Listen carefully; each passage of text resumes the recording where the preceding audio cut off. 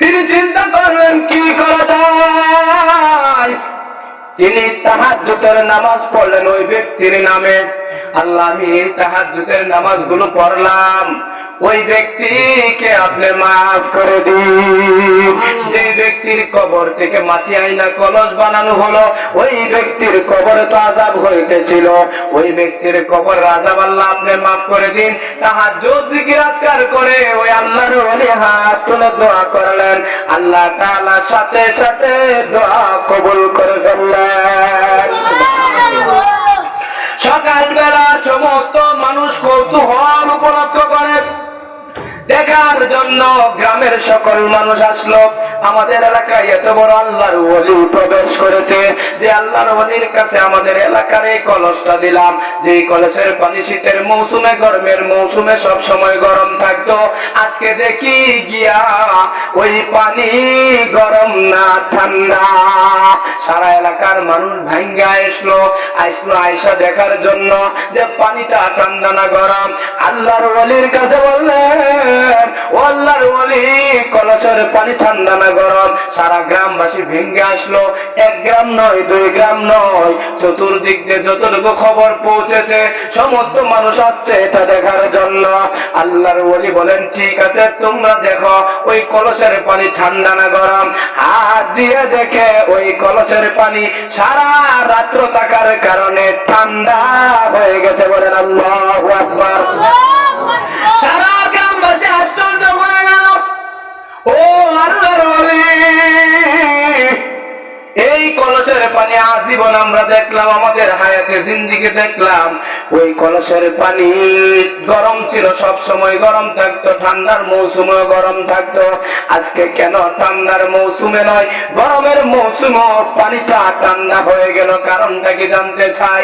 আল্লাহর ওলি বলেন, আমি কাশফুলা হয়েছে, আমি বুঝতে পেরেছি, আমাকে আল্লাহ তাআলা আধ্যাত্মিক ভাবে জানিয়ে দিয়েছেন এই কলসটা এমন একটা মাটির দ্বারা তৈরি হয়েছে যে মাটিটা ছিল একজন জাহান্নামীর কবরের মাটি। আমি তাহাজ্জুদ করে দোয়া করেছি ওই ব্যক্তিকে যেন আল্লাহ তাআলা মাফ করে দেন। ওই ব্যক্তিকে আল্লাহ তাআলা ক্ষমা করে দিয়েছেন। তার কবরটা ওয়ালবিসু ফিল জান্নাহ ওয়া ফুতিহাত আবওয়াবুল জান্নাহ, তার কবরটার মধ্যে আল্লাহ তাআলা জান্নাতের বিছানা বিছায়া দিয়েছেন। তার কবরটা আরামের বাগান হয়ে গেল, গুলজার হয়ে গেল। কবর থেকে জাহান্নামের আসর দূর হয়ে গেল, ওই মাটি থেকেও জাহান্নামের আসর দূর হওয়ার কারণে ওই পানি ঠান্ডা হয়ে গেল। এই জন্যই মুহতারাম হাজিরিন, কি বুঝলেন? কি বুঝলেন? কেউ যদি মা বাবা আত্মীয় স্বজনের জন্য, দাদা দাদির জন্য কেউ যদি তাহাজ্জুদ করে, ইবাদত করে, কোরআন তেলাওয়াত করে সব রেসানি পাঠানো হয়, তার মা বাবার কবরের আযাব আল্লাহ বন্ধ করে দিতে পারেন কি পারেন না? এক আল্লাহর ওলি স্বপ্ন দেখলেন, ও আল্লাহর ওলি, আপনি অমুক গ্রামে যান। অমুক গ্রামের একজন বড় আল্লাহওয়ালা লোক ছিল, আল্লাহওয়ালা। ওই আল্লাহওয়ালা লোকটা মারা গেছে, আপনি যান, তার কবরের মধ্যে আযাব হইতেছে। স্বপ্ন যুগে এক আল্লাহর ওলি আর এক আল্লাহর ওলিকে দেখতেছেন, তার কবরের মধ্যে আযাব হইতেছে। দেখার পর জিজ্ঞাসা করেন, আল্লাহ, উনি তো বড় আল্লাহওয়ালা ছিল, কিন্তু তার কবরে আযাব হইতেছে, কারণটা কি? স্বপ্নের মাধ্যমে তাকে জানানো হলো, কারণ হলো তার সন্তানাদি গুনার কাজ করে, পাপ কাজ করে, যার কারণে সন্তানের পাপের কারণে আল্লাহর ওলি হওয়ার পরেও তাদের কবরে আযাব হইতেছে। একদিন নয়, 2 দিন নয়, 3 দিন যখন স্বপ্নটা বারবার দেখা হলো, স্বপ্নের ভিতরে নাম প্রকাশ করা হলো, অমুক গ্রামের মধ্যে যাও, গিয়া দেখো অমুক আল্লাহর ওলির একটা কন্যা সন্তান আছে। এই কন্যা সন্তানটা পাপ কাজের সাথে জড়িত, বিভিন্ন ধরনের বেশ্যা মহিলা রূপান্তরিত হয়েছে। এখন ওই মহিলার গুনার কারণে তার বাবার কবরে আযাব হয়। যাও যাও, তাড়াতাড়ি যাও, ওই মহিলাটাকে বলো তার মা বাবার জন্য কিছু দান সদকা করার জন্য। কি করার জন্য? আল্লাহর ওলি গেলেন অমুক গ্রামের মধ্যে খবর নিয়ে দেখলেন অমুক গ্রামে অমুকের বাড়ি কোনটা, বলে উল্টা। অমুকের কোন সন্তান আদি আসেনি, বলে হ্যাঁ আছে। বলে কয়জন? কোনো ছেলে সন্তান নাই, একটা কন্যা সন্তান আছে, তবে গ্রামের মধ্যে এটা ভালো মেয়ে না, এই মেয়েটা বেশ্যা মহিলা, এই মেয়েটার চরিত্র ভালো না। তাহলে কি ঘটনা? বলে এই মেয়েটা কোথায় আছে, তার সাথে একটু সাক্ষাৎ করতে চাই। বলে কোথায় আছে, বলো বলো। তখন হঠাৎ করে একজন তাকে জানানো হলো এই মেয়েটা আছে অমুক পুকুরের মধ্যে গোসল করতেছে। কি করতেছে?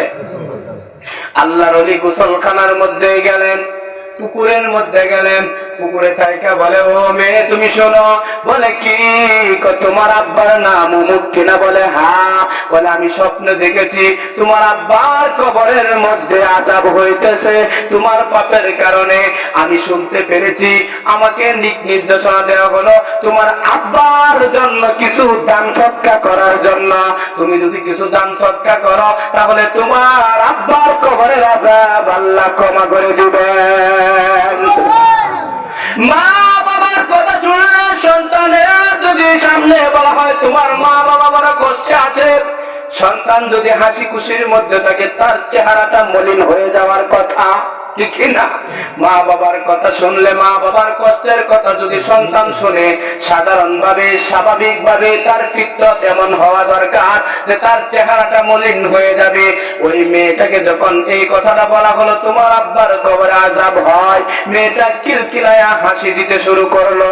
না না, বাবার জন্য কোনো চিন্তা নাই, এমন একটা ভাব ধরলেন।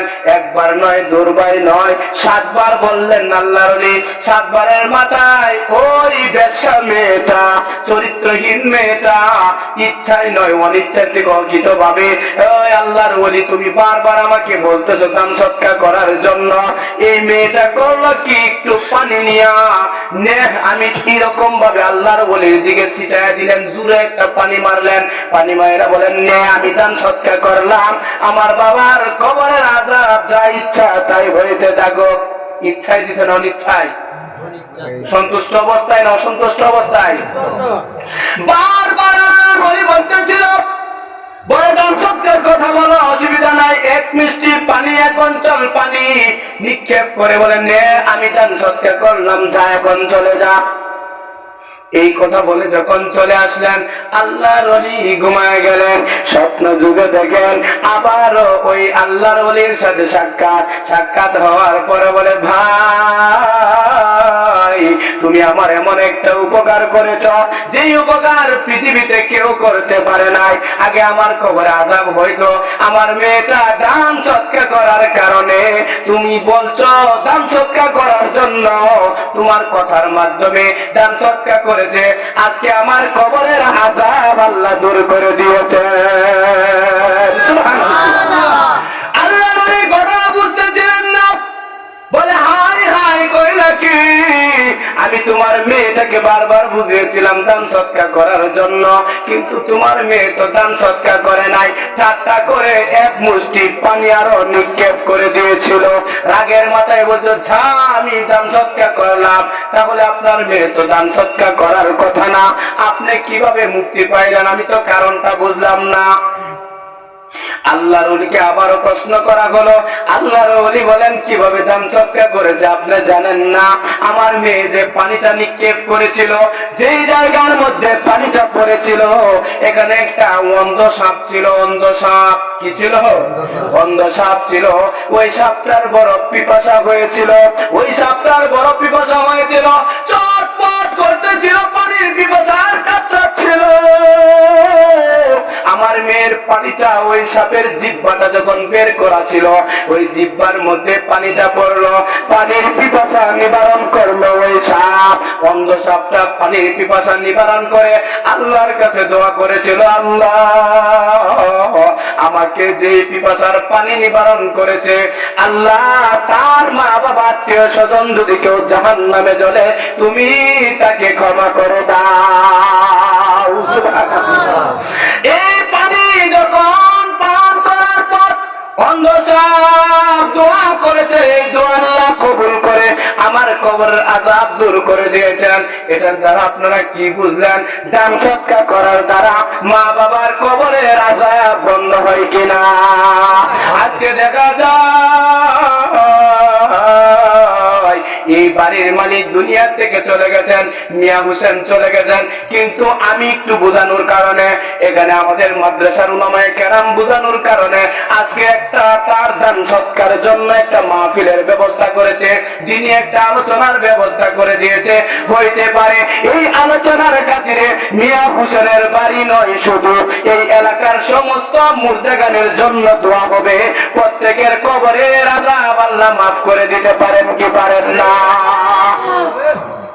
এই জন্য ইতিহাস তালাশ করে আমরা দেখি আমাদের কন্যা সন্তান হলে বড় মনটা বেজার হয়ে যায়, কথা দেখে না? আপনার যদি বেশি বেশি কন্যা সন্তান হয়, ছেলে না হয়, তখন আপনার মনটা বড় ভার। ও যুবক ভাইয়েরা, এখানে যারা বসে আছেন সবাই কিন্তু যুবক। কন্যা সন্তান হলে আপনার আমার চেহারা কুচকুচো হয়ে যায়। বিশ্বাস করেন আর না করেন, কোরআনে কারিমের মধ্যে আয়াত আছে, আল্লাহ বলেছেন পুরুষের চেহারা কুচকে যায়। সুবহানাল্লাহ। কে বলেছেন বলেন? আল্লাহ। কন্যা সন্তান বেশি হলে পুরুষের চেহারাটা মলিন হয়ে যায়। আল্লাহ কথা সঠিক কিনা? আল্লাহ পাক রব্বুল আলামিন বলে দিয়েছেন, ইতিহাসের ঘটনার মধ্যে দেখা যায় এক লোকের সন্তান হইতেছিল, আর বারবার আশা করতেছিল আমার একটা ছেলে সন্তান যেন আল্লাহ দান করেন। যতবার আশা করেন, একবার নয়, দুইবার নয়, তিনবার নয়, যতবার ছেলে সন্তানের আশা করেন আল্লাহ দেন কন্যা সন্তান। একটা নয়, দুইটা নয়, 6টা কন্যা সন্তান ধারাবাহিক ভাবে দিলেন। ওই ব্যক্তির মাথার কাছে শয়তান বস করলো, শয়তান আশা তাকে ধোঁকা দিতে লাগলো। ও ব্যক্তি শোনো, বলে কি? এখন পেটের মধ্যে আন্তঃসত্ত্বা হয়েছে তোমার বধূ? বলে হ্যাঁ, আমার বিবি তো আন্তঃসত্ত্বা হয়েছে। এখন একটা যদি ছেলে সন্তান না হয় তাহলে তুমি তালাক দিয়ে দিবা। বুদ্ধিরা দিতেছে কেনা? শয়তানে অসুবিধা দিতেছে। এখন তোমার পরিবারের গর্ভ থেকে যদি, তোমার বিবির গর্ভ থেকে যদি সন্তান তো 6টা হয়েছে কন্যা সন্তান, বারবারে কিন্তু ছেলে সন্তানের আশা করেছিলাম। এখন 7 নাম্বারটা যদি ছেলে হয়, ছেলে না হয়, তাহলে তুমি কিন্তু তোমার বউকে তালাক দিয়ে দিবা। এই কথাটা যুক্তির সাথে মিলল, কথা তো ঠিক। তালাক দিয়ে আরেকটা বিবাহ করে ফেলবো, তাহলে আল্লাহ তো বলতে পারে আমাকে ছেলে সন্তান দিতে পারেন। বলেন ছেলে দেওয়ার মালিক কে? আল্লাহ। মেয়ে দেওয়ার মালিক কে? আল্লাহ বলেন ওয়ায়ালামু মা ফিল আরহাম হুয়াল্লাযী ইউসাউইরুকুম ফিল আরহামি কাইফা ইয়াশা। আমি আল্লাহ তাআলা কন্যা সন্তান দান করি যাকে ইচ্ছা, কাইফা ইয়াশা, যাকে ইচ্ছা কন্যা দান করি, যাকে ইচ্ছা শুধু ছেলে দান করি। আমার কিন্তু কোনো বোন নাই, আমার শুধু 7 ভাই, কোনো বোন নাই, তাহলে এটা কার ইচ্ছা? আল্লাহ। আরেকজনের শুধুমাত্র মেয়ে, কোনো ছেলে সন্তান নাই। আল্লাহ বলেন কাইফা ইয়াশা, যাকে ইচ্ছা ছেলে দেয়, যাকে ইচ্ছা মেয়ে দেয়, যাকে ইচ্ছা ছেলেও দেয় না, মেয়েও দেয় না, ফয়সালা কার? আল্লাহ পাক রব্বুল আলামিন বলেন এগুলো আমার হাতে ক্ষমতা। ও দুনিয়ার মানুষ, এই ক্ষমতা কার হাতে নয়, কোন বাবার হাতে নয়, কোন পীর সাহেবের হাতে নয়, কোন মাজারের হাতে নয়। এই ক্ষমতা কার? জোরে বলেন। আমি আল্লাহর হাতে 5টা ক্ষমতা আছে, এর মধ্যে একটা হলো আমি সন্তান ছেলে দিব না মেয়ে দিব, এটা কেউ জানেন? আপনার মৃত্যু কোথায় হবে? বাংলাদেশে হবে না, প্রবাসে হবে না, রাস্তাঘাটে হবে, কোথায় হবে পৃথিবীর কেউ জানে না। জানেন কে? আল্লাহ তাআলা বলেন আগামীকাল আপনি কি খাবেন এটা পৃথিবীর কেউ জানে না। জানেন কে? কোন জায়গার মধ্যে আপনি কাজ কাম করবেন পৃথিবীর কেউ না জানলেও কে জানেন? আল্লাহ 5টা বিষয়, আপনি কোথায় মৃত্যুবরণ করবেন, কিভাবে করবেন, এগুলা পৃথিবীর কেউ জানে না। কে জানেন? আল্লাহ পাক রব্বুল আলামিন ওই বান্দার মাথার মধ্যে শয়তান বস করে ফেললো, যদি 7 নাম্বারটা ছেলে সন্তান না হয় তুমি কিন্তু তাকে কি করে দিবা? তালাক দিয়ে দিবা। ওই লোকটা আজমবিল জাজম করে ফেললেন, না না কথা তো সঠিক, আমি তাকে তালাক দিয়ে দিব। এখন করলেন কি, 6টা কন্যা হওয়ার পর এই রাত্রে, যেই রাত্রে তার শয়তান বারবার ওয়াসওয়াসা দিতেছিল, ওই রাত্রে যখন ঘুমাইলেন, ঘুমের ঘরের মধ্যে হঠাৎ করে দেখেন পৃথিবী কিয়ামত হয়ে গেছে। কি হয়ে গেছে? কিয়ামত হয়ে গেছে। হাসরের মাঠে দৌড়াদৌড়ি করতেছেন। এই মুহূর্তে তার ব্যাপারে একটা ফয়সালা হয়ে গেল। ও বেচারা, দুনিয়াতে তুমি যে আমল করেছো, তোমার ফয়সালা হলো তোমার জাহান্নামে যেতে হবে। কোথায় যেতে হবে? তুমি জাহান্নামে চলে যাও। জাহান্নামে যখন ফেরেশতারা ধরে নিয়ে যাইতেছে, জাহান্নাম হলো 7টা, জান্নাত হলো 8টা। বলেন না, জান্নাতের দরজা কয়টা? 8টা। জান্নাতের দরজা আর জাহান্নামের দরজা কয়টা? 7টা। এটা পারেন, জানেন না নাকি? জাহান্নামের দরজা হলো 7টি আর জান্নাতের দরজা হলো 8টি। ওই ব্যক্তি যখন জাহান্নামে যাবে, জাহান্নামে যাওয়ার সময় ফেরেশতারা প্রথম দরজার মধ্যে নিয়ে যায়। প্রথম দরজার মধ্যে গিয়ে দেখে তার প্রথম কন্যা দরজার মধ্যে দাঁড়ায় বলে, ইনি বলেন আমার বাবা, আমার বাবাকে জাহান্নামে প্রবেশ করতে আমি প্রথম কন্যা দেব না। দ্বিতীয় দরজার মধ্যে যখন ফেরেশতারা টেনে নিয়ে যায়, দ্বিতীয় দরজার মধ্যে গিয়ে দেখে তার দ্বিতীয় কন্যা দাঁড়াবো। না না ফেরেশতা, এই বাবাকে, এটা তো আমার জন্মদাতা বাবা, আমি তাকে জাহান্নামের জন্য যাইতে দিব না। দরজায় দাঁড়ায় গেলেন। তৃতীয় দরজাতে গেলেন, গিয়ে দেখেন তৃতীয় কন্যা দাঁড়ানো। চতুর্থ দরজাতে গিয়ে দেখেন চতুর্থ কন্যা দাঁড়ানো। পঞ্চম দরজায় গিয়ে দেখেন পঞ্চম কন্যা দাঁড়ানো। ষষ্ঠ দরজার মধ্যে গিয়ে দেখেন 6 নাম্বার মেয়েটা দাঁড়ায় বলে, বাবা তুমি আমাকে জন্ম দিয়েছ, লালন পালন করেছ, এই জন্মদাতা বাবাকে এই দরজা দিয়ে জাহান্নামের আযাব বড় ভয়ানক, এই জাহান্নামের আযাব সহ্য করতে পারবো না, আমি কন্যা হিসাবেও সহ্য করতে পারবো না। সুতরাং আমি চাই আমার জান যাইলেও আমি তোমাকে এই দরজা দিয়ে প্রবেশ করতে দেব না। এতটুক পর্যন্ত যখন দেখলেন, ফেরেশতারা টেনে ধরে 7 নম্বর দরজার দিকে নিয়ে যাবেন। প্রতিমধ্যে তার স্বপ্ন থেকে ভেঙে গেল, ঘুম ভেঙে গেল, স্বপ্ন ভেঙে গেল। ঘুম থেকে ওইটা আফসোস করতে লাগলেন, আফসোস করতে লাগলেন, আমার আমি তো স্বপ্নে কি দেখলাম, আমার তো কন্যা সন্তান 6টা, এখন 7 নাম্বারটা আমাকে যে জাহান্নামের দিকে নিয়ে যাইতেছে। আমি যে এই প্ল্যান করেছিলাম 7 নাম্বারটা ছেলে সন্তানের আশা আমি করতেছিলাম, এখন যদি ছেলে সন্তান হয়, ছেলে তো জাহান্নামের দরজার মধ্যে দাঁড়াবে না। এখন আল্লাহর কাছে দোয়া করে, আল্লাহ আমার 7 নাম্বারটাও কন্যা সন্তান দান করো। আমি শয়তানের ওয়াসওয়াসায় পড়ে আমি ছেলে সন্তানের আশায় আমার বিবিকে তালাক দেওয়ার সিদ্ধান্ত নিয়েছিলাম, এখন সব সিদ্ধান্ত ভুল। 7 নাম্বারটাও কন্যা সন্তান দান করেন। সুবহানাল্লাহ। এই জন্য মুহতারাম হাজিরিন, কন্যা সন্তান জাহান্নাম থেকে বাঁচানোর জন্য আল্লাহর নবী বলেন, পৃথিবীর কোন হাদিসের মধ্যে পাবেন না নামাজ পড়লে জান্নাত ওয়াজিব, হজ করলে জান্নাত ওয়াজিব, কোন ইবাদত করলে জান্নাত ওয়াজিব, রোজা রাখলে জান্নাত ওয়াজিব, কোন হাদিসের মধ্যে ওয়াজিব শব্দটা নাই। কিন্তু একটা হাদিস আছে, আল্লাহর নবী বলেন, তোমার একটা কন্যা সন্তান হয়েছে, এই কন্যা সন্তানটাকে দিনদারি শিক্ষা দিয়ে যদি তুমি একটা ভালো স্বামীর কাছে দিতে পারো, তাহলে ওই কন্যা লালন পালন করে দিনদার পরহেজগার মুত্তাকি একজন স্বামীর কাছে যদি তুমি বিবাহ দিতে পারো, ওই কন্যার বাবার জন্য জান্নাত ওয়াজিব। সুবহানাল্লাহ। ওই কন্যার মা বাবার জন্য জান্নাত ওয়াজিব। একটা এবাদতের মধ্যে পাওয়া গেছে। সুবহানাল্লাহ। তাহলে আপনার আমার মেয়েটাকে যদি দিনদার পরহেজগার, দিন শিক্ষা দিয়ে একজন আলেমের কাছে দিতে পারি, দিনদার পরহেজগার ছেলের কাছে যদি বিবাহটা দিতে পারি, তাহলে আল্লাহর হাবিব ঘোষণা দিয়ে গেলেন কোন ইবাদতের ক্ষেত্রে কোনো গ্যারান্টি নাই। এই ইবাদতের ক্ষেত্রে নবীজি গ্যারান্টি দেন ওই মা বাবার জন্য জান্নাত ওয়াজিব।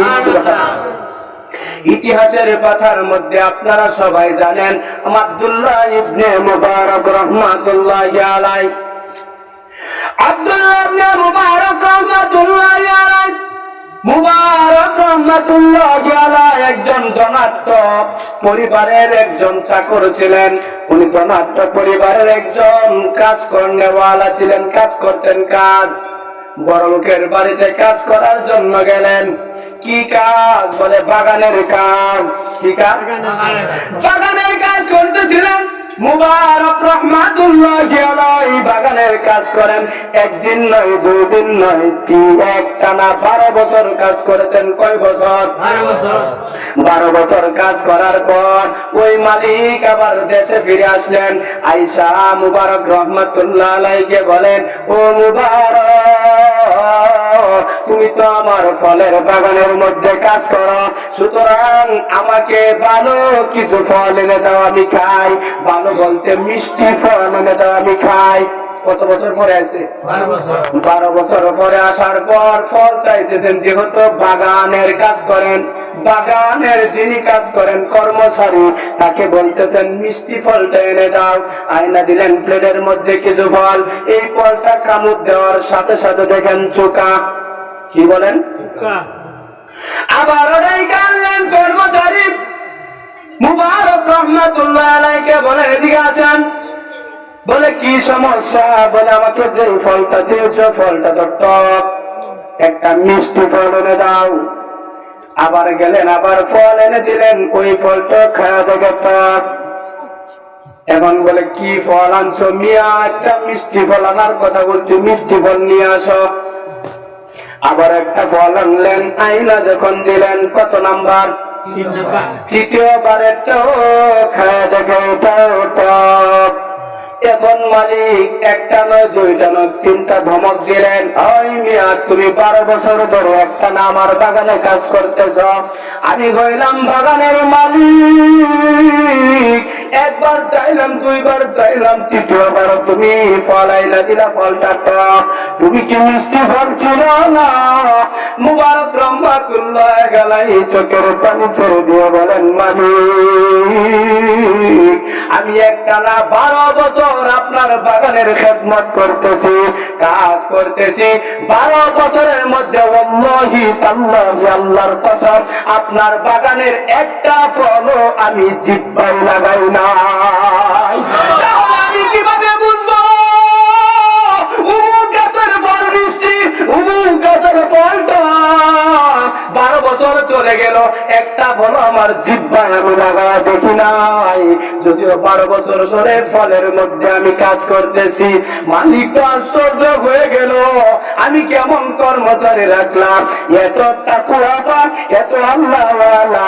আমার বাড়িতে কাজ করে খাওয়া তো আর না জায়েজ না, কর্মচারীর জন্য খাওয়া তো জায়েজ, অন্য কাউকে দেওয়া না জায়েজ, নিজে যা খাইবে তা তো জায়েজ হওয়ার পরেও এই বাগানে 12 বছরে একটা দিন যে ফল খাওয়া দেখে নাই। কত বড় তাকওয়াবান, কত বড় আল্লাহওয়ালা। মালিক নিজেই নিজে লজ্জিত হয়ে গেল। কিছুদিন পর হঠাৎ করে মুবারক রাহমাতুল্লাহি আলাইহি তাকায় দেখেন যেই মালিক লজ্জিত হয়ে তার সাথে আর কথাবার্তা বলেন না। হঠাৎ করে দেখেন মালিকের চেহারাটা বড় মলিন, মালিকের মনটা বড় খারাপ। তিনি চিন্তা করলেন, আমার মালিকের মনটা কেন খারাপ, একটু জিজ্ঞাসা করি। গিয়া বলেন, মালিক, আপনার চেহারাটা মনে হইতেছে একটু খারাপ, মনে হয় কোনো চিন্তা করতেছেন। হঠাৎ করে মালিক বলে, হ্যাঁ, তুমি ঠিকই ধরতে পেরেছো, আমি একটা ভীষণ চিন্তার মধ্যে পড়ে আছি, এই চিন্তায় আমার মন খারাপ করে দিয়েছে। বলে কি চিন্তার মধ্যে আপনি পড়েছেন, আমার সাথে কি একটু শেয়ার করা যায়? দুঃখের কথা অন্যের কাছে বললো মনটা কিছু পাতলা হয়, কথা দেখে না। এই জন্য মুহতারাম হাজিরিন, মুবারক রহমাতুল্লাহি আলাইহি যখন বললেন শেয়ার করা যাবে কিনা, বলা যাবে কিনা, বলে হ্যাঁ স্বপ্না, আমার দুঃখের কথা তোমার কাছে বলা যাবে, তবে আমিও চিন্তা করতেছিলাম এই দুঃখের কথাটা আমি তোমার সাথে শেয়ার করব, এর আগেই তুমি প্রশ্ন করে ফেলেছ, এখন আমি তোমার কাছে বলতে পারি। বলে কি সমস্যায় পড়েছেন আপনি আমার কাছে বলেন আমানতদারিতার সাথে। বলে আমি সমস্যায় পড়েছি, আমার একটা কন্যা সন্তান আছে, এই কন্যা সন্তানটা বড় হয়েছে, বিবাহের উপযুক্ত হয়েছে, আমি চিন্তা করতেছি আমার এই মেয়েটাকে কোথায় বিবাহ দিতে পারি।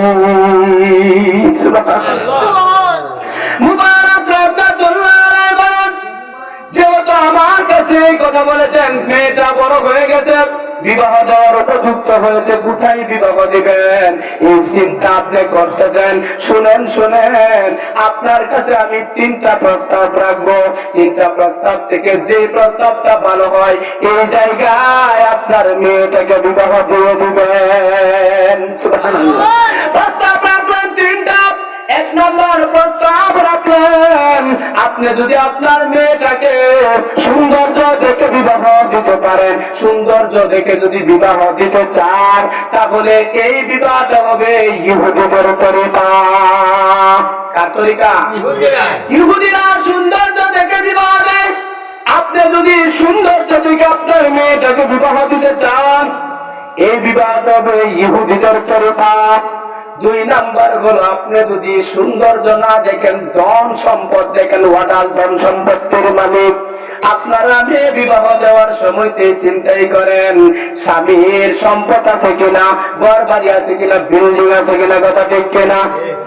যদি আপনি ধন সম্পদ দেখে আপনার মেয়েটাকে 2 নাম্বার বিয়ে দিতে চান, 2 নাম্বার সিদ্ধান্ত নিতে চান, ধন সম্পদ দেখে যদি বিবাহ দিতে চান, এই বিবাহটা হবে নাসারাদের তরিকা, খ্রিস্টানদের তরিকা।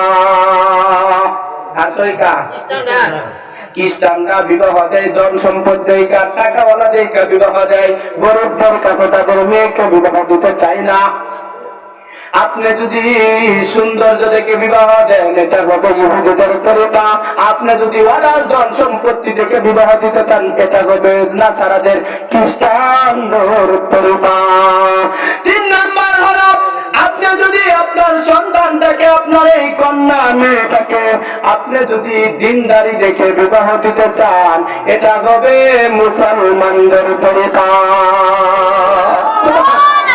আপনি যদি কিছুই না দেখেন, সৌন্দর্য দেখলেন না, ধন সম্পদ দেখলেন না, আল্লাহর নবী কিতাবুন নিকার সর্বপ্রথম হাদিস এনেছেন, ফাযফুরু বিযাতিন নাসাব। আপনি কি করবেন জানেননি? বলে ফাসফুর বিজাতিদ্দিন। আপনি ফাসফুর বিজাতিদ্দিন, দিনদারিতাকে যদি কেউ প্রাধান্য দেয়, এটা হবে মুসলমানদের তরিকা। আব্দুল্লাহ ইবনে মুবারক রাহমাতুল্লাহি আলাইহি পদ্ধতি বয়ান করে দিলেন। বলে ঠিক আছে, সুন্দর কথা বলে তো 3টা প্রস্তাব দিয়েছ, আমি আমার পরিবারের সাথে পরামর্শ করে দেখি। পরিবারের সাথে পরামর্শ করলেন, বিবির সাথে পরামর্শ করলেন, পরিবারের সদস্যদের সাথে পরামর্শ করলেন। পরামর্শের মধ্যে সিদ্ধান্ত আসলো, আমরা সৌন্দর্য দেখে বিবাহ দিব না, এটা ইহুদিদের তরিকা। আমরা কখনো ধন সম্পদ দেখে বিবাহ দিব না, এটা নাসারাদের, খ্রিস্টানদের তরিকা। আমরা দিনদারিতা দেখেই বিবাহ দিব। সমস্ত পরিবারের সদস্যরা একমত হয়ে গেল, দিনদারিতা দেখে এই ধনাঢ্য ব্যক্তির কন্যাটাকে বিবাহ দিয়ে দিবে। ওই ধনাঢ্য ব্যক্তি চিন্তা করলেন, দিনদারি কোথায় পাবো? আমার ঘরের মধ্যে যেই কর্মচারী একটানা 12 বছর কাজ করে একটা ফল জিহ্বার মধ্যে দিতে পারে নাই, এর চাইতে আল্লাহওয়ালা বুজুর্গ দিনদারে আমি ধনাঢ্য ব্যক্তির চোখে আর পড়ে না। আব্দুল্লাহ ইবনে মুবারক রাহমাতুল্লাহ আলাইহির কাছে গিয়া বলেন, বাবা তুমি কি বিবাহ করেছো? বলেন না। বলেন আল্লাহু আকবার। তুমি কি বিবাহ করার ইচ্ছা আছে? বলে এক সময় তো বিবাহ করতেই হবে, এটা একটা দিনের অংশ। সমস্ত ইবাদত বন্দেগী হলো অর্ধেক, বিবাহটা হলো আন-নিকাহু নিসফুন আল ঈমানু নিসফুল ঈমানু বিন-নিকাহ। অর্ধেক ঈমান হলো বিবাহের সাথে সম্পর্ক, আর বাকি অর্ধেক ঈমান হলো অন্যান্য ইবাদতের সাথে সম্পর্ক। সুবহানাল্লাহ। বাকি সব ইবাদত হবে অর্ধেক ঈমান, আর বিবাহ করার মাধ্যমে বাকি ঈমান বাকি অর্ধেক পরিপূর্ণ হয়ে যাবে। সুবহানাল্লাহ। এই জন্য আল্লাহর নবী বলে দিয়েছেন, তোমরা বিবাহ করলে বাকি অর্ধেক ঈমানও পুরা হয়ে যাবে। যখন পরামর্শ করলেন, আমি ঈমানকে পরিপূর্ণ করার জন্যই তো বিবাহ করতে হবে। বলে ঠিক আছে, এই প্রস্তাবটা মেয়ের কাছে বললেন যে এই গুণ, মেয়েও জানায় দিলেন আমি এই গুণের অধিকারী পুরুষের সাথে বিবাহের জন্য রাজি আছি। আব্দুল্লাহ ইবনে মুবারক রাহমাতুল্লাহির নিকট প্রস্তাব দেওয়া হলো। বলে আপনার মেয়ের কি কি গুণ আছে আমার কাছে একটু বলতে হবে, আপনি যাচাই করেন না? বলে কি কি গুণ আছে? বলে আমার মেয়ের একটা দোষ আছে, দোষ, গুণ নাই একটাও। আল্লাহু আকবার। গুণ নাই একটাও, কি আছে? 3টা দোষ আছে। কোন মা বাবা সন্তানের দোষ প্রকাশ করতে চান না, কথা দেখে না, দোষ থাকলে এটাকে গোপন করে। তিনি বলেন আমার কন্যার 3টা দোষ আছে। 1 নাম্বার দোষ হলো আমার কন্যা চোখে দেখে না। বলেন আল্লাহু আকবার। 2 নাম্বার আমার কন্যা হলো, আমার মেয়েটা হলো বধির। 3 নাম্বার হলো আমার কন্যার পা নাই। এই 3টা কথা বললে আপনি বিবাহ করবেন নি? এমন প্রস্তাব যদি দেওয়া হয়, এই মেয়েকে আপনি বিবাহ করবেন, তার চোখ নাই, 2 নাম্বার তার কান নাই, 3 নাম্বার পা নাই, বিবাহ করবেন নি? আব্দুল্লাহ ইবনে মুবারক রাহমাতুল্লাহি আলাইহি বলেন, অসুবিধা নাই, আমি বিবাহতে রাজি হয়ে গেলাম। সুবহানাল্লাহ। এই মেয়েটার বাছুর ঘর করতে যাবেন। মুবারক রাহমাতুল্লাহি আলাইহি যখন বাছুর ঘরে গেলেন, গিয়া সর্বপ্রথম সালাম দিলেন, আসসালামু আলাইকুম ওয়া রাহমাতুল্লাহ। সালাম দেওয়ার সাথে সাথে বাছুর ঘর থেকে একটা কন্যাই ছিল, উত্তর দিলেন ওয়া আলাইকুমুস সালাম ওয়া রাহমাতুল্লাহি ওয়া বারাকাতুহু। মুবারক রাহমাতুল্লাহ আশ্চর্য হয়ে গেলেন, বলেন আল্লাহু আকবার। হাই হাই হাই, আমি কার ঘরে ঢুকলাম? আমার ঘরের মধ্যে কোন মেয়ে বসানো হয়েছে? আমি তো বিবাহের আগে শুনেছিলাম, আমার বিবাহের বউয়ের কোয়ালিটি আমি জেনেছিলাম। আমার বউ তো বধির, কানে শোনে না।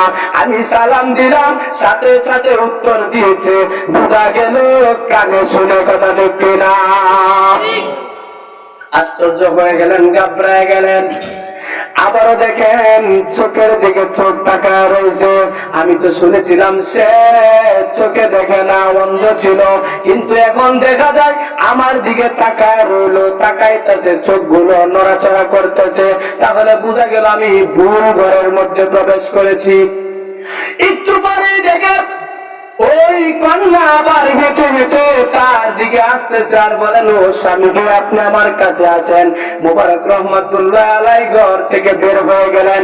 আমার কন্যার কোয়ালিটি শুনেছিলাম, আমার কন্যার, আমার মেয়ের তো, আমার যে বিবাহ করব যে মেয়েকে, এই বিবাহের 2টা পা নাই, এখন দেখা যায় পায়ে হেঁটে আসতেছে। সুতরাং এই বউ আমার নাম, এই বউ আমার না। ঘর থেকে বের হয়ে গেলেন। মুবারক রহমাতুল্লাহি আলাইহি আমার এই ঘটনা দেখে অন্যান্য মানুষরা বলল, বের হয়ে গেল কেন? আমরা তো তাকে বাসুর ঘরে ঢোকার কথা বলছিলাম, বের হয়ে গেল কেন? এবং দেখা যায় শরীর থেকে গান বের হইতেছে। তদন্ত করা হলো, কি সমস্যা হয়েছে বলেন, আপনার ঘরে কি কাউকে পান নাই? বলে, পেয়েছি, আমার কাছে যে শর্ত দিয়েছিল এই শর্ত অনুপাতে আমি আমার বিবিকে পাই নাই। কি সমস্যা হয়েছে বলো? বলে, আপনি তো বলেছিলেন আপনার মেয়ের তো দুটো চক্ষু নাই, কিন্তু আমি দেখলাম চোখ আছে। আপনার মেয়ে তো কানে শুনে না, আমি তো দেখলাম সর্বপ্রথম গিয়ে সালাম দিলাম, কানেও শুনে উত্তর দিল, আবার পায়ে হেঁটেও আসলো, পা নাই না বলেছিলেন। তখন ধনাঢ্য ওই ব্যক্তি উত্তর দিল, মুবারক, আমি যে আমার মেয়েকে বধির বলেছিলাম কানে শুনে না, এর অর্থ হলো কোন বেগালা পুরুষের কথা আমার মেয়ে শুনে নাই, কোন গান বাজনা হারাম কথা গুলো আমার মেয়ের কান কোনদিন শুনে নাই। বলে, আপনার মেয়েকে আমার দিকে তাকা রইল, আপনাদের বলেছিলেন অন্ধ।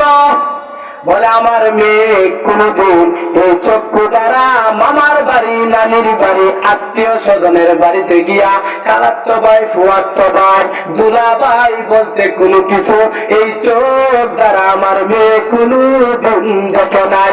এজন্যই বলেছিলাম আমার মেয়েটা অন্ধ। যেই পা দেখতেছ জন্মের পর থেকে নিয়ে এই মেয়েটা কোনদিন নানির বাড়িতে যায় নাই, উমুকের বাড়ি তুমুকের বাড়ি, বিবাহের অনুষ্ঠানে কোথাও যায় নাই। আমার মেয়েটা আমার চার দেওয়ালের ভিতরে বড় হয়েছে, আমি কোথাও পাঠাই নাই। এই মেয়েকে পা নাই দ্বারা উদ্দেশ্য হলো কোথাও পা দ্বারা হেঁটে বেড়াই নাই। সুবহানাল্লাহ। এই কথা বলার পর বছর করলেন, সংসার চালু হয়ে গেল।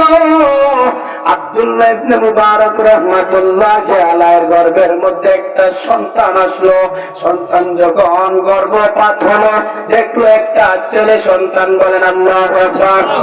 কি সন্তান? ছেলে সন্তান হলো। নাম রাখলেন আব্দুল্লাহ। নামটা কি বলেন? আব্দুল্লাহ। আব্দুল্লাহ নাম রাখলেন। এই আব্দুল্লাহ আস্তে আস্তে বড় হইতে লাগলেন, মাদ্রাসায় ভর্তি করলেন। ওই আব্দুল্লাহ ভর্তি হয়ে বড় আলেম হয়ে গেলেন। এমন বড় আলেম হইল, মক্কা শরীফের মধ্যে হাদিসের দরজ দিতেন। সুবহানাল্লাহ। মদিনা শরীফের মধ্যে হাদিসের দরজ দিতেন। সারা পৃথিবী বিখ্যাত আলেম হয়েছেন। পৃথিবী বিখ্যাত আলেম হওয়ার কারণে উনি হঠাৎ করে একদিন সফরে যাবেন, দরজ দেওয়ার জন্য বাগদাদ শহরে গেলেন। কোথায়? বাগদাদ শহরের তখন বাদশার নাম ছিল বাদশাহ হারুনুর রশিদ। নাম শুনছেন? বাদশাহ হারুনুর রশিদ এই বাগদাদ শহরের মধ্যে ছিলেন। আর আব্দুল্লাহ বড় মুহাদ্দিস ওই জায়গায় গেছেন দরজ দেওয়ার জন্য, হাদিসের কিতাব পড়ানোর জন্য বসলেন। দরজ দিবেন, উনার নাম শুনি না সারা দেশের সমস্ত মানুষ আসলো হাদিসের দরজ করার জন্য। হাজার হাজার মানুষ আইসা বসলেন। হাদিসের দরজ দিতে গিয়া একবার বললেন হাচ্ছু, মানে হাসি আসলো। হাসি দেওয়ার সাথে সাথে জবাব দিতে হয় ইয়ারহামুকাল্লাহ। জবাবে কি বলতে হয়? যখন আব্দুল্লাহ উনি হাসি দিলেন দরজ পড়ানোর মাঝখানে, হঠাৎ করে হাসি আসলো। হাসির জবাব সমস্ত ছাত্ররা একসাথে দিয়েছেন ইয়ারহামুকাল্লাহ। এত জোরে আওয়াজ হয়েছে, এত জোরে আওয়াজ হয়েছে, এই আওয়াজ বাচ্চা হারুনুর রশিদের দেয়াল পর্যন্ত পৌঁছেছে। বলেন আল্লাহু আকবার। বাচ্চা হারুনুর রশিদ ঘাবড়ে গেলেন। হাই হাই, জানি না আমার বিরুদ্ধে কোন আন্দোলন হইতেছে কিনা বাহিরে। সাথে সাথে সেনাবাহিনী খবর দিলেন, সৈন্যবাহিনী প্রেরণ করা হলো তদন্ত করা আমার বিরুদ্ধে কোন আন্দোলন হইতেছে কিনা। এত বড় বিকট আওয়াজ হয়েছে, আমার দেয়াল পর্যন্ত লেগেছে। গিয়া তদন্ত করে দেখলেন না না, বাচ্চার বিরুদ্ধে কোন আন্দোলন নয়। আয়েশা বলে এখানে একজন মুহাদ্দিস হাদিসের দরজ দেন, তার নাম হলো আব্দুল্লাহ, তার বাবার নাম মুবারক, আব্দুল্লাহ ইবনে মুবারক, মানে মুবারকের ছেলে আব্দুল্লাহ। ওই আব্দুল্লাহ ইবনে মুবারক দরজ দিতেছেন, বলে দরজ দিতেছেন, এরপরে তো আওয়াজ কেন? বলে ওনার দরজের মাঝে হাসি দিয়েছে। ছাত্ররা উত্তর দিয়েছিল রাহমাতুল্লাহ, এত হাজার হাজার ছাত্র এসেছে বাদশাময়, এত মানুষের আওয়াজ আপনার দেয়াল পর্যন্ত পৌঁছেছে। বাদশা বলে এত মানুষ? বলে হ্যাঁ। বলে আমি ওই দর্শের মধ্যে সামিল হতে চাই। বাদশা নিজে আসলেন, আয়েশা দেখে যে স্প্যান্ডেল করেছে জায়গা নাই, কি নাই? জায়গা নাই, একদম পিছনের মধ্যে বাদশা ছুটে ছুটে বসে গেলেন। বাদশা বলেন আমি যে আসলাম এত বড় বাদশা, আমি কসমকে বলি একজন শ্রোতাও আমার দিকে তাকাইয়া দেখেন আমি কে। দাওয়াত দিতেছিল আব্দুল্লাহ ইবনে মুবারক, আর ছাত্রগুলো মনোযোগ সহকারে শুনতেছিল। এই অবস্থা যখন হয়ে গেল, দরজ দিতে দিতে দরজ বন্ধ করে দিলেন। বন্ধ করার পর সমস্ত মানুষ আসলো মুসাফা করার জন্য। কি করার জন্য? মুসাফা করার জন্য আসলেন। মুসাফা করতেছেন একজনের পর একজন, একজনের পর একজন, খালি বক্তার দিকে। কিন্তু বাদশা কিন্তু পিছনে একজন মানুষও বাদশার সাথে মুসাফা করার জন্য যাই নাই। বাদশা ভাবতে লাগলো, আর আমি দুনিয়ার বাদশা, বর্তমান বাদশা হারুনুর রশিদ হলাম আমি, এই বাগদাদের প্রধান উপমন্ত্রী হলাম আমি হইলাম প্রধান রাষ্ট্রপতি, আমার হুকুমে সারা দেশ চলে বাগদাদ শহর। কিন্তু দেখা যায় এত বড় বাদশার প্রতি তাদের কোনো ভূক্ষেপ নাই। সে এমন কি কাজ করেছে যেই কাজের কারণে তার প্রতি মানুষের এত ভালোবাসা? তিনি নিজে নিজে লজ্জিত হয়ে বাসায় চলে গেলেন। কোথায় চলে গেলেন? লজ্জিত হয়ে গেলেন। আরে তার তো সম্মান, আমার বাচ্চা হিয়াতের সম্মান ওই জায়গার মধ্যে ফেল। আমার সাথে তো কেউ মুসাফা করতে আসে না, তার সাথে মুসাফা করার জন্য নাম শুরু হয়ে গেছে। এই লজ্জায় বাচ্চা হারুনুর রশিদ চলে গেলেন। এই রাজত্বের কোনো দাম নাই, উনি যেই আলেম শিক্ষা করেছেন এই রাজত্বের বড় দাম। এই রাজত্বের সামনে আমি বাচ্চা হারুনুর রশিদের রাজত্ব হই। এই জন্য বলা হয় বাপ ভালো তার বেটা ভালো, মা ভালো তার জি, গাবি ভালো তার বাসুর ভালো, পেটে ভালো তার ঘি। ঠিক না? বাপ যদি ভালো হয় সন্তানও ভালো হবে। বাপ যেমন ছিল 12 বছর খেদমত করে, এরকম ভাবে একটা ফল আমাকে দেয় নাই। বাপ যেমন ছিল সন্তান তো এমন হয়েছে। মা যদি ভালো হয় মেয়েটাও ভালো হবে, গাভী যদি ভালো হয় বাছুরটাও ভালো হবে। দুধ যদি 1 নাম্বার হয় ভালো হয়, তাহলে ঘিটাও 1 নাম্বার হবে। কথা ঠিক না? এই জন্য আমি আমার এলাকার উত্তর গান্ধার মা বোনদেরকে বলবো, বাবাদেরকে বলবো, ও বাবা তুমি বড় বড় মোবাইলে গুনার কাজ করো, তোমার সন্তানকে মাদ্রাসায় দাও আলেম হওয়ার জন্য। বাপ যদি গুনার কাজে জড়িত, সন্তান আলেম হবে না। মা যদি গুনার কাজে লিপ্ত হয়, ওই মেয়েটার চরিত্র কোনোদিন ভালো হবে না। এই চরিত্র যদি ভালো না হয়, সন্তানের গুনার কারণে মা বাবা দুনিয়া থেকে চলে যাওয়ার পরে কবরের মধ্যে সন্তানের গুনার কারণে আযাব হইতে পারে। কথা দেখে না? এই জন্য আল্লাহ নবী সাল্লাল্লাহু আলাইহি ওয়াসাল্লাম বলেন, আন ইবনে আব্বাস রাদিয়াল্লাহু তাআলা আনহু قال النبي صلى الله عليه وسلم ما الميت في قبره إلا شبه الغريق المتهور মানুষটাকে যখন কবরের মধ্যে রাখা হয়, ওই কবরওয়ালা কি বলতে থাকে আমরা তো শুনি না, আমরা তো জানি না। আপনার বাবা মারা গেছে, আপনার মা মারা গেছে, আপনার ভাই মারা গেছে, আত্মীয় স্বজন বন্ধু বান্ধব মারা গেছে, আপনি যখন কবরের মধ্যে রাখবেন কবরওয়ালা কি বলে এটা আমরা জানি না। নবীজি বলেন মা ফি কবরিহি ইল্লা শিবহাল গরিতুল মুতাহাব্বির, মাল মাইয়িতু ফি কবরিহি ইল্লা শিবহাল গরিতুল মুতাহাব্বির। ওই মৃত ব্যক্তি কবরে যখন রাখা হয় তখন বলে ও বাবা তোমাকে কত আদর করেছিলাম, নিজে না খাইয়া তোমাকে খাস। ও সন্তান তুমি আজকে কোথায় আমাকে রেখে যাইতেছ? তোমাদের একসাথে ফ্যামিলির সাথে ঘুমাইতাম, আজকে একা একা কোথায় আমাকে রেখে যাইতেছ? কি অবস্থায় রেখে যাইতেছ? ওই লোকটা কবরের মধ্যে রাখার সাথে সাথে কোন বিপদের মধ্যে পড়ে জানেননি? আল্লাহর নবী বলেন ইল্লা শিবহাল গরিকুল মুতাহাব্বির, কবরে রাখার সাথে সাথে এমন একটা মুসিবতে পড়ে যায়। বলে একজন মানুষ সাঁতার জানে না, আপনার যদি তাকে নদীতে ফেলে দেওয়া হয়, সাঁতার জানে না লোকটা নদীর মধ্যে বাঁচার জন্য হাবুডাবু খেলে কিনা? যদি একটা খড়কুটা পায় এটারও ধরে বাঁচার জন্য, তাহলে একটা লোক সাগরের মধ্যে পড়েছে সাঁতার জানে না, নবীজি বলে ইল্লা শিবহাল গরিকুল মুতাহাব্বির, ওই লোকটা যে ডুবতাছে সাঁতার জানে না, ওই লোকটা কেমন বিপদে আপনারা আন্দাজ করেন কেমন বিপদে? শুধু খালি চলে যায়।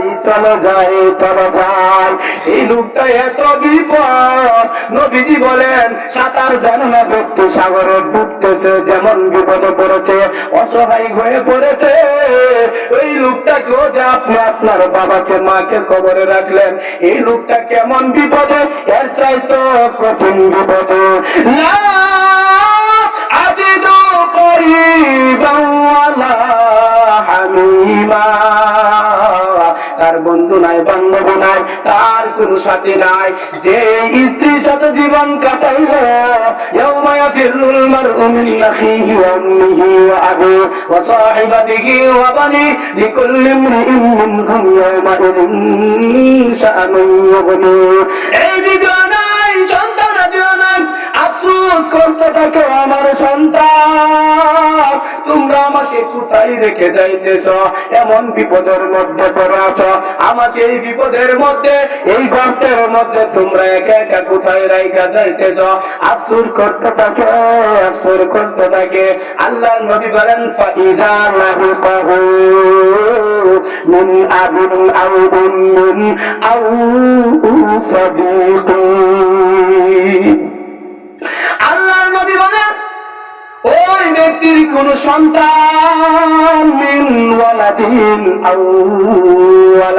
আও সালিহিন আও সাদিকিন, তার আত্মীয় স্বজন ছেলে সন্তান মেয়েরা অথবা মাতা পিতা আও আবিন আও উম্মিন, তার মা বাবা সন্তান মারা গেছে কবরে রাখতেছে, তারা যদি আও সাদিকিন অথবা বন্ধু বান্ধব তার জন্য যদি ফায়দা নাহি পাবে, একটু দোয়া করে কি করে জোরে বলেন, একটু দোয়া করে।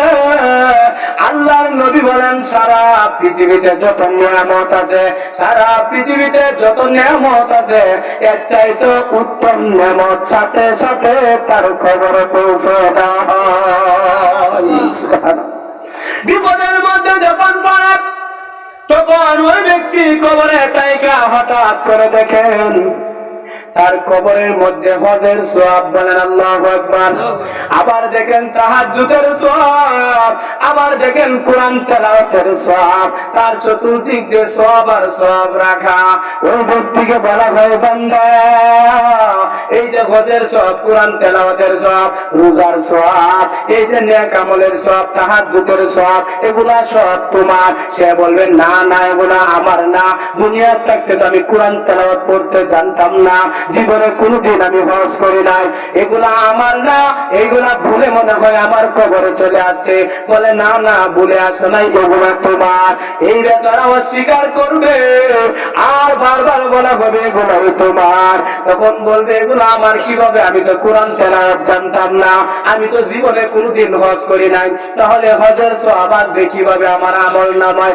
ওয়াউদিআল কিতাব ফাতারাল মুজরিমিনা মুশফিকিনা মিম্মা ফীহি ওয়া ইয়াকুলুনা ইয়া ওয়াইলাতানা মা লিহাযাল কিতাব লা ইউগাদিরু সগীরাতান ওয়ালা কাবীরাতান ইল্লা আহসাহা। তুমি এমন করো না, অসুবিধা নাই। তুমি দুনিয়া থাকতে কিছু গাছ লাগাইছিলা, গাছ গাছ যে লাগাই ফলটাও কিন্তু ওই মালিকের কাছে।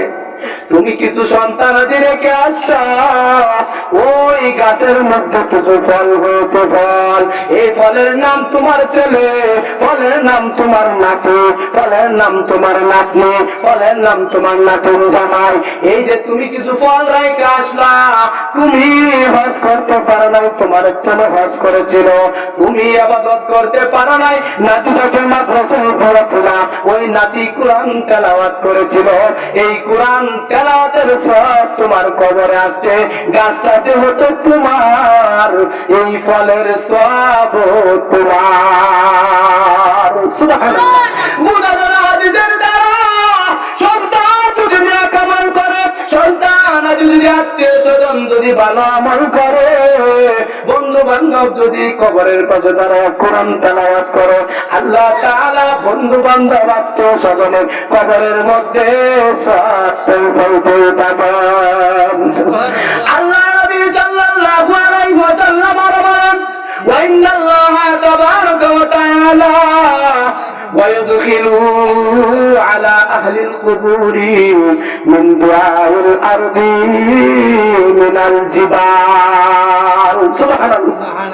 الله نبي صلى الله عليه وسلم কবরের মধ্যে রাখার পর আল্লাহ তাআলা একটা দোয়া শিক্ষা দিয়েছেন। দোয়া কি শিক্ষা দিয়েছেন? এই দোয়া শিক্ষা দিয়েছেন, এই দোয়াটা যদি কেউ পড়ে, আল্লাহ তাআলা পৃথিবীতে যত পাহাড় আছে, পাহাড়, আমাদের বাংলাদেশে তো কম পাহাড়, ইন্ডিয়াতে ঘন ঘন পাহাড়। আমি ইন্ডিয়াতে সফর করেছি, মাহফিলে গিয়েছিলাম, ওই জায়গায় আমার বড় ভাইকে নিয়েছি, গিয়ে দেখি ঘন ঘন পাহাড়, টয়লেটের কোনো ব্যবস্থা ছিল না। আমি বক্তা, তারপরে পাথরের সিফাই প্রস্রাব পায়খানা করতে হয়েছে। কেমন নোংরা এরা জানেননি, একটু টয়লেট করে না। আমি বক্তা হিসেবে আমার স্ট্যান্ড যেতে আমার পাঠাইছি এইদিকে পাথরের সিফার মধ্যে, আজগুর মধ্যে আমার কান সারতেছে। বুঝছেন ইন্ডিয়ার অবস্থা? আল্লাহু আকবার। 2021 সালে গিয়েছিলাম, এই অবস্থা হয়েছে। ঘন ঘন পাহাড় ইন্ডিয়ার মধ্যে দেখলাম। তাহলে বোঝা গেল সারা পৃথিবীতে কত পাহাড় আছে। আল্লাহর নবী বলেন, লা ইয়াদখিলু আলা আহলিল কুবুরি মিন দুআইল আরদি আমসালাল জিবাল। কোন সুবহানাল্লাহ। এমন একটা দোয়া আল্লাহ শিক্ষা দিয়েছেন, এই দোয়াটা যদি কোনো সন্তান আছে, আত্মীয় স্বজনরা পড়ে, তার মা বাবার জন্য, আত্মীয় স্বজনের জন্য, আল্লাহর নবী বলেন আমসালাল জিবাল, সারা পৃথিবীতে জীবাণুমুক্ত পাহাড়, সারা পৃথিবীতে যত পাহাড় আছে, সমস্ত পাহাড় সম পরিমাণ সওয়াব সাথে সাথে আল্লাহ তার কবরে পৌঁছে দেয়। দোয়াটা কি আল্লাহ তাআলা কোরআনের মধ্যে বলেন, আমার সাথে আপনারা পড়েন, রব্বির হামহুমা কামা রাব্বায়ানি সগীরা। আর জোরে বলেন, রব্বির হামহুমা কামা রাব্বায়ানি সগীরা। এই দোয়াটা পড়তে দেরি হয়। নবীজি বলেন ওয়া ইন্নাল্লাহা তাবারাকা ওয়া তাআলা লা ইউদখিলু আলা আহলিল আরদি মিন দুআইল আরদি আমসালাল জিবাল। দোয়াটা পড়তে দেরি হয়, সাথে সাথে কবরের মধ্যে সারা পৃথিবীর সমপরিমাণ পাহাড় সমপরিমাণ সওয়াব পৌঁছাইতে আল্লাহ দেরি করেন না। এই জন্যই তো 5 ওয়াক্ত নামাজে আমাকে দেখবেন আমি এই দোয়াটা কিন্তু ছাড়ি না, ছাড়িনি। এতদিন পর্যন্ত দোয়া পড়তেন, দোয়ার লাভ জানতেন না, আজকে জেনেছেন, এখন যে করলাম। এখনো আমার বিশ্বাস আল্লাহর নবী কখনো মিথ্যা কথা বলেন নাই। আল্লাহর নবীর কথা যদি সত্য হয়, এখন যে আমরা পড়লাম রব্বির হামহুমা কামা রাব্বায়ানি সগীরা, পড়ার সাথে সাথে সারা পৃথিবীর পাহাড় সমপরিমাণ সব আপনার আমার আত্মীয় স্বজন মা বাবার কবরের সাথে সাথে পৌঁছে গেছে। শুধু তাই নয়, আল্লাহর নবী বলেন তুমি থাকো ঢাকা, তোমার বিদেশে কামাই করো, মা বাবা থেকে দূরে থাকো। ঈদ আসলে তুমি মা বাবাকে তুমি গিফট দিতা, গিফট একটা পাঞ্জাবি দিতা, একটা টুপি দিতা, একটা আতর দিতা, সেন্ট দিতা, পায়জামা দিতা, লুঙ্গি দিতা, কথা দেখে না। তোমার মা বাবা না, শীতের মৌসুম আসলে বাবাকে একটা কম্বল গিফট দিতা, উপহার দিতে একটা চাদর, একটা রুমাল, একটা একজোর মৌজা, কথা বলছে না।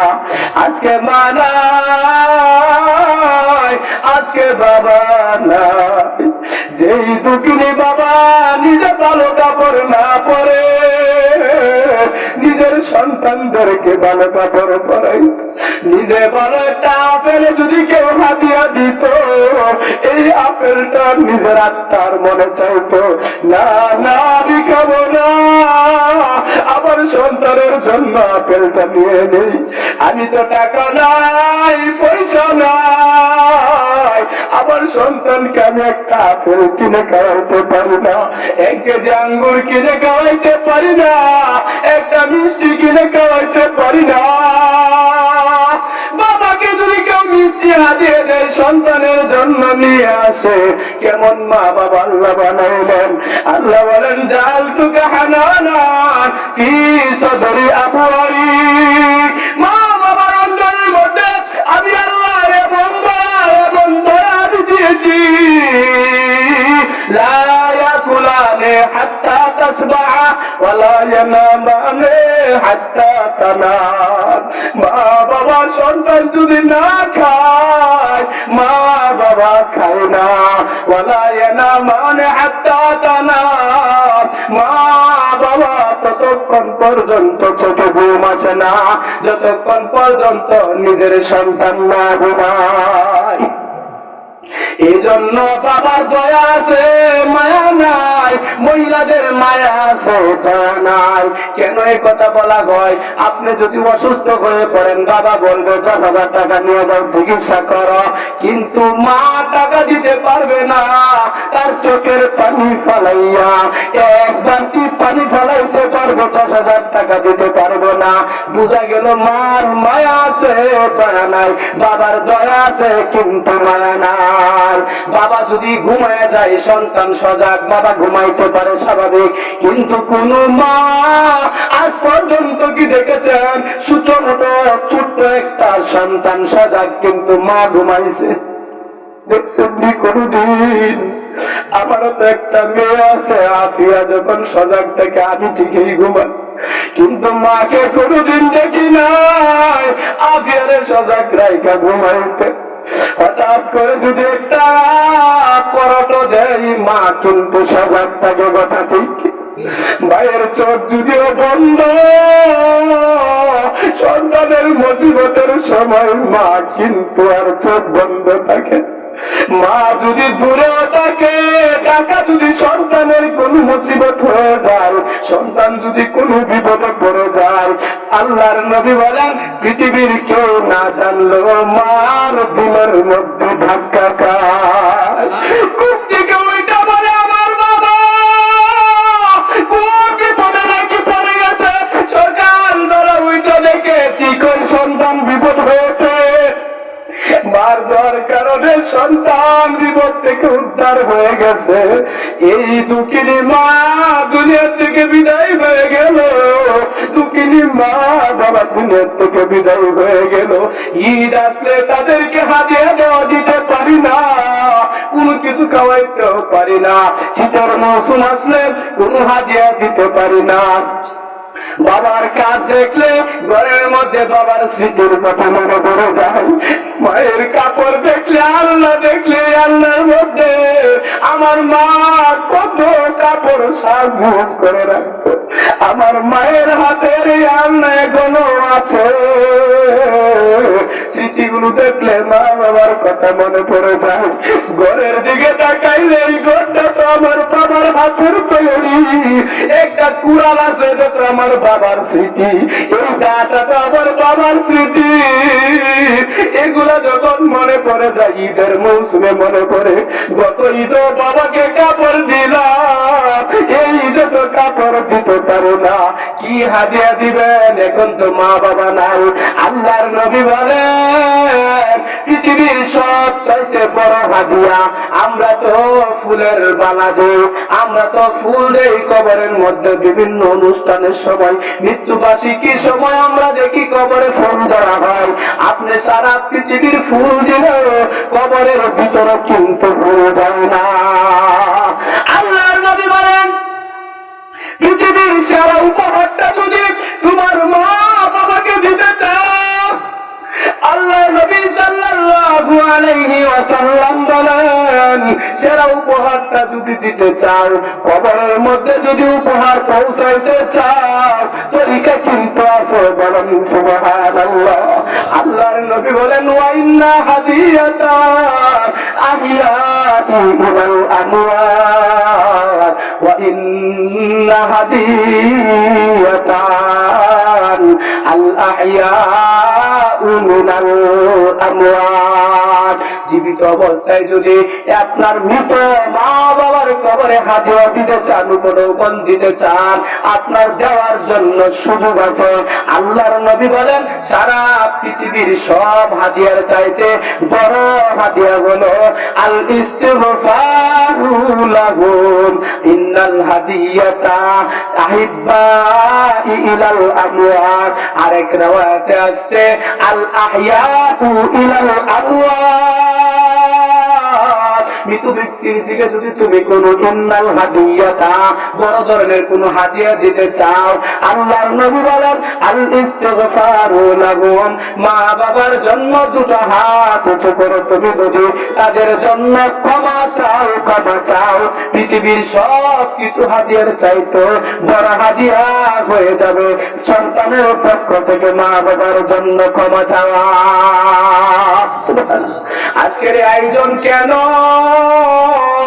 বাবাটা চলে গেছে, মিয়া হোসেন বাড়ি চলে গেল, কিন্তু সন্তানাদিরা আজকে এটাই চাইতেছে আমার বাবা নাই, আমার স্বামী নাই, আমার আত্মীয় স্বজন নাই, কি দিবেন হাদিয়া? সবচেয়ে বড় হাদিয়া আল্লাহর নবী বলেন ফাইন্নাল হাদিয়াতা আল আহিয়াউ ইলাল আমওয়াত আল ইস্তিগফারু লাহুম, মা বাবার জন্য ক্ষমা চাওয়া, আত্মীয় স্বজনের জন্য ক্ষমা চাওয়া, এটাই হলো সবচেয়ে বড় হাদিয়া। সুবহানাল্লাহ।